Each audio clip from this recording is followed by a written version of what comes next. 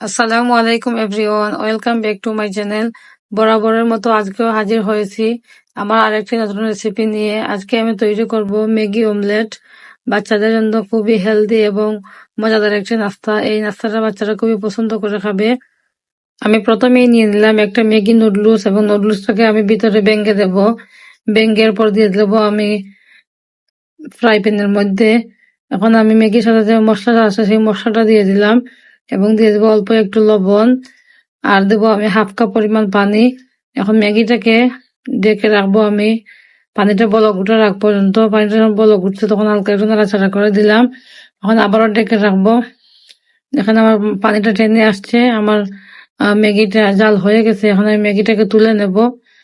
আর একদিকে আমি একটা বাটি নিয়ে নিলাম এবং দিয়ে দিলাম 2টা ডিম ভেঙে। এখন ডিমের মধ্যে দিয়ে দেবো একটা পেঁয়াজ কুচানো, আর দিয়ে দেবো আমি 2-3টা কাঁচামরিচ কুচানো। দিয়ে দিলাম একটু ধনিয়া পাতা কুচানো এবং অল্প একটু লবণ। আর সবগুলোকে ভালো করে ডিমের সাথে মিশিয়ে নেব। সবকিছু একসাথে মিশিয়ে নেওয়ার পরে আমি দিয়ে দেবো 1 চিমটে পরিমাণ চাট মশলা। এখন আবারও মশলাটাকে ডিমের সাথে মিশিয়ে নেব। আমি একটা ফ্রাই প্যান বসিয়ে দিলাম এবং দিয়ে দিলাম 2 চামচ পরিমাণ সয়াবিন তেল। এখন আমি দিয়ে দেবো যে ডিমটা মিশিয়ে রেখেছিলাম সেই ডিমটা। এখন ডিমটাকে আমি প্যানের চারিদিকে ছড়িয়ে দেব। ডিমটা যখন ছড়ানো হয়ে যাবে আমি একটা ঢাকনা দিয়ে ঢেকে রাখবো ডিমটা টেনে আসার আগ পর্যন্ত।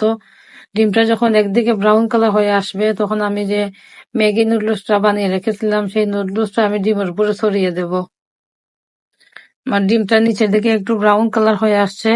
এখন আমি ম্যাগি নুডলসটা ডিমের উপরে ভালো করে ছড়িয়ে দিচ্ছি। ছড়িয়ে দেওয়ার পরে আমি আরো 2 মিনিট ঢাকনা দিয়ে ঢেকে রাখবো। এই নাস্তাটা বাচ্চাদের জন্য খুবই হেলদি একটি নাস্তা। আপনারা চাইলে বাচ্চাদেরকে টিফিনে বানিয়ে দিতে পারেন অথবা সন্ধ্যার নাস্তায় পরিবেশন করতে পারেন। বাচ্চারা খুব মজা করে নাস্তাটা খাবে। আমার নুডলসটা ছড়িয়ে দেওয়া হয়েছে। আমি এখন ঢাকনা দিয়ে 2 মিনিট ঢেকে রাখবো। ফিরে আসলাম 2 মিনিট পর। এখন আমি ডিমটাকে উল্টিয়ে দিচ্ছি। ডিম আরো 2 মিনিটের মতো জাল করে নেব। 2 মিনিট জাল করা হয়ে গেলে আমি অমলেটটাকে নামিয়ে নেব। নামিয়ে একটা সার্ভিং ডিশে সার্ভ করে দেখিয়ে দিচ্ছি আমার ম্যাগি অমলেটটা কেমন হয়েছে। এখন দেখতে যেমন সুন্দর হয়েছে, খেতেও মাশাল্লাহ খুবই মজার। অল্প কিছু উপকরণ দিয়ে তৈরি করে নেওয়া যায় এবং খুবই সহজে তৈরি করা যায়। আপনারা চাইলে বাচ্চাদেরকে টিফিনে দিতে পারেন অথবা আপনারা সন্ধ্যার নাস্তায় পরিবেশন করতে পারেন। আর যদি আমার ভিডিওটা ভালো লাগে থাকে তাহলে লাইক এবং সাবস্ক্রাইব করে চ্যানেলটির পাশে থাকবেন। ভালো থাকবেন, সুস্থ থাকবেন। আল্লাহ হাফিজ।